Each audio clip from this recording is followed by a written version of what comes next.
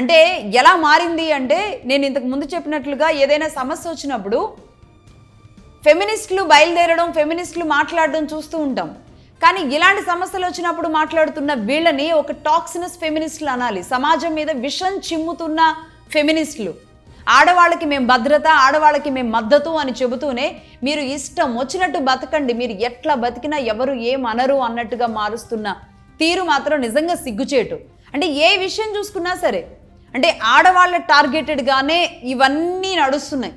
అంటే ఈ బట్టలే ఆడవాళ్ళ కోసం ఎందుకు అమ్ముతున్నారు, ఆడవాళ్ళు వేసుకుంటున్నారు కాబట్టి.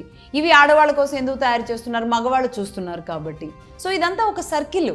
అంటే మేము మగవాళ్ళు చూడడం కోసమే వేసుకుంటున్నాము అని మీరు ఒప్పుకుంటున్నట్టేనా? అంటే ఒక రకంగా మగవాళ్ళకి సమాజానికి మా పర్సనాలిటీని, మా బాడీని మేము చూపించడానికి మేము సిద్ధపడ్డాము. This is our property.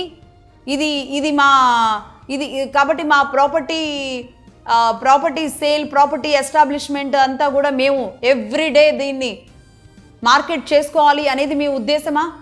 అదే మీ ఉద్దేశం అయితే ఓపెన్గా చెప్పేసేయండి. సో ఇలాంటి కేటగిరీలో ఎవరెవరు ఉన్నారో అలాంటి వాళ్ళ జోలికి ఇంకెవరు వెళ్లకుండా ఉంటారు. సో వాళ్ళు ఎప్పుడు everyday there property, they personal property, they personality వాళ్ళు దాన్ని ఎస్టాబ్లిష్ చేసుకుంటూ వెళతారు అనే దాని పట్ల అందరూ ఓకే, వీళ్ళు ఈ కేటగిరీ పీపుల్, వీళ్ళు ఈ కేటగిరీ, వీళ్ళు ఈ కేటగిరీ. సో కేటగిరీస్ వైజ్గా అబ్బాయిలు కూడా డివైడ్ చేసుకోవడానికి అవకాశం ఉంటుంది.